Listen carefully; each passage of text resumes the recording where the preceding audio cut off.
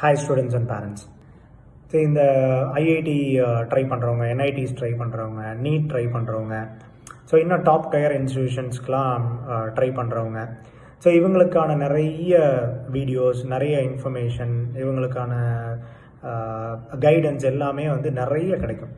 But இந்த 60%இருந்து ஒரு 70-75%க்குள்ளே இருக்க ஸ்டூடெண்ட்ஸ்க்கு ஸோ யாருமே நிறைய அட்ரஸ் பண்ண மாட்டாங்க. அவங்கெல்லாம் போய் நம்மளால் மார்க் எடுக்க முடியல, நம்ம இவ்வளோ தான் மார்க் இருக்குது, அதனால் நம்ம ப்ரைவேட் இன்ஸ்டியூஷனில் போய் ஜாயின் பண்ணிடலாம், நம்மளுக்கு வேறு வழியே இல்லை, நம்மளுக்கு ஆப்ஷனே இல்லை போல் அப்படின்னு நினைக்கவே கூடாது.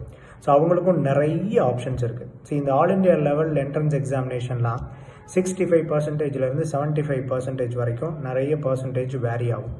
ஒவ்வொருத்தவங்க ஒரு பர்சன்டேஜ் வச்சுப்பாங்க. அதனால் இந்த பர்சன்டேஜ் இருக்கிறதுனால நம்மளால் நல்ல இன்ஸ்டியூஷன் கண்டிப்பாக சேரவே முடியாது அப்படின்ற எண்ணத்தை தூக்கி போட்டு என்ட்ரன்ஸ் எக்ஸாமினேஷனில் உங்களுக்கு ஒரு கொஸ்டினுக்கு 4 சாய்ஸ் கொடுப்பாங்க. இந்த 4ல் நீங்கள் ஒன்று செலக்ட் பண்ணால் போதும்.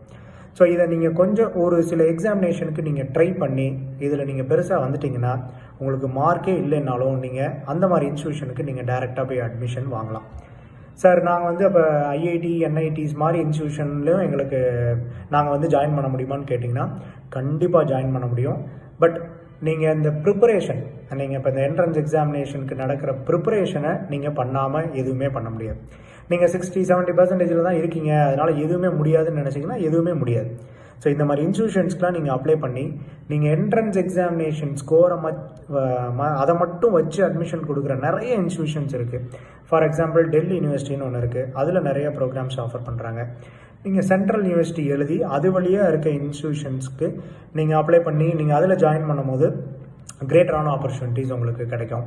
ஸோ நம்ம கோர்ஸ், நான் பிஇ, பிடெக் இதுதான் நான் படிப்பேன், எனக்கு கம்ப்யூட்டர் சயின்ஸ் ஈஸி கிடைச்சா தான் படிப்பேன், நான் அப்படி இல்லைன்னா நான் வேறு கோர்ஸே படிக்க மாட்டேன் அப்படின்றவங்களுக்கு இது சூட்டபிள் ஆகாது.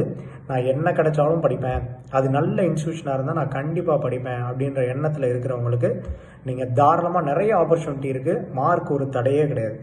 மார்க் வந்து ஒரு எலிஜிபிலிட்டி ஃபேக்டர் தான். அந்த அப்ளிகேஷன் போடுறதுக்கு ஒரு சில எலிஜிபிலிட்டி கேட்பாங்க. அந்த எலிஜிபிலிட்டி பர்பஸ்க்கு மட்டும்தானே ஒழிய உங்களோட அட்மிஷன் க்ரைட்டீரியா அது கிடையாது. நீங்கள் 60, 65, 70 எடுத்திருந்தா கூட நீங்கள் அந்த என்ட்ரன்ஸ் எக்ஸாமினேஷனை நல்லா ப்ரிப்பேர் பண்ணி எழுதும் போது அதில் நீங்கள் ஹையராக வந்துட்டிங்கன்னா நீங்கள் ஐஐடிஸ், என்ஐடிஸ் ப்ளஸ் வந்து நீட்டை தவிர்த்து இருக்க நிறைய இன்ஸ்டியூஷன்ஸ்க்கு நீங்கள் தாராளமாக அட்மிஷன் வாங்கலாம். அதனால் ஹோப்பை விடாதீங்க. நல்லா வந்து போர்டு எக்ஸாமினேஷனுக்கு ட்ரை பண்ணி படிங்க. அதில் மேக்ஸிமம் ஸ்கோர் பண்ண பாருங்கள். இல்லை ஸ்கோர் பண்ண முடியலன்னு தயவு செஞ்சு கவலைப்படாதீங்க. உங்களுக்கான ஆப்பர்ச்சுனிட்டிஸும் நிறைய இருக்குது, அதை கண்டிப்பாக யூட்டிலைஸ் பண்ணுங்கள். சார் இதை பற்றின டீட்டெயில்டு இன்ஃபர்மேஷன், நாங்கள் என்ன பண்ணலாம், எந்தெந்த இன்ஸ்டியூஷன், இந்த கோர்ஸ் படிக்கலாமா வேண்டாமா, ஒரு ஃபார் எக்ஸாம்பிள் சைபர் செக்யூரிட்டி எந்த இன்ஸ்டியூஷனில் படிக்கலாம், ப்ளஸ் ஃபாரன்சிக் வந்து எந்த இன்ஸ்டியூஷன்ஸில் படிக்கலாம், ஆர்டிஃபிஷியல் அண்ட் டேட்டா சயின்ஸ் நம்ம ஒரு இன்ஸ்டியூஷனில் படிக்க போகிறோன்னா அதில் கரிக்குலம் என்னென்ன மாதிரி நம்ம செக் பண்ணணும், ப்ளஸ் நீங்கள் இப்போ ஃபார் எக்ஸாம்பிள் ஒரு இன்டகிரேட்டட் ப்ரோக்ராம்ஸ் எம்டெக்கில் ஆஃபர் பண்ணுறாங்க. ஸோ அதெல்லாம் வந்து என்ன மாதிரி கரிக்குலம்ஸ் இருக்கும், எந்த இன்ஸ்டியூஷன்ஸில் நல்லா ப்ரொவைட் பண்ணுவாங்க அப்படின்ற கம்ப்ளீட் இண்டிவிஜுவல் டவுட்ஸ் இருந்தாலும் நீங்கள் எங்களுக்கு வாட்ஸ்அப்பில் நீங்கள் எங்களுக்கு டெக்ஸ்ட் பண்ணுங்கள். ஸோ உங்களுக்கு பர்சனலாக கைடன்ஸ், அந்த இன்ஸ்டியூஷன், அந்த கோர்ஸ், அந்த ஸ்டூடெண்ட் என்ன பண்ணணும் அப்படின்ற இண்டிவிஜுவல் கைடன்ஸ் நம்ம கொடுக்குறோம். ஸோ அதனால் அதை யூஸ் பண்ணி நீங்கள் நிறைய இன்ஸ்டியூஷன், கவர்மெண்ட் இன்ஸ்டியூஷன், ப்ரைவேட்டுக்கு எடுத்தோன்னே போய் விழுகாதீங்க, கவர்மெண்ட் இன்ஸ்டியூஷன்லேயே நிறைய ட்ரை பண்ணுங்கள். அந்த ஆப்பர்ச்சுனிட்டியெல்லாம் பார்த்துட்டு ஒரு ட்ரை பண்ணிவிட்டு அதுக்கு அடுத்து வந்து நீங்கள் மற்ற இன்ஸ்டியூஷன்ஸ்க்கெலாம் போகணும். ஸோ இந்த இன்ஸ்டியூஷன்ஸ்க்கெலாம் நீங்கள் பார்ட்டிசிபேட்டே பண்ணலை அப்படின்னா பின்னாடி நீங்கள் போய் இது தெரிஞ்சும் ஓகே நம்ம இதை ட்ரை பண்ணியிருக்கலாமா அப்படின்ற ஃபீல் வந்து ஸ்டூடெண்ட்ஸ்க்கும் வரக்கூடாது, பேரண்ட்டுக்கும் வரக்கூடாது. ஸோ அதனால் இந்த ஆப்பர்ச்சுனிட்டியெல்லாம் மிஸ் பண்ணாமல் அப்ளை பண்ணி ட்ரை பண்ணி பாருங்கள். அட்மிஷன்ஸ் வந்து யாருக்கு கிடைக்கும் யாருக்கு கிடைக்காதுன்னு யாருமே டிசைட் பண்ணி சொல்ல முடியாது.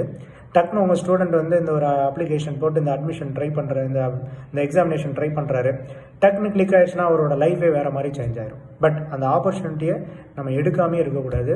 ஸோ அந்த ஆப்பர்ச்சுனிட்டிலாம் மிஸ் பண்ணாமல் எடுத்துக்கோங்க.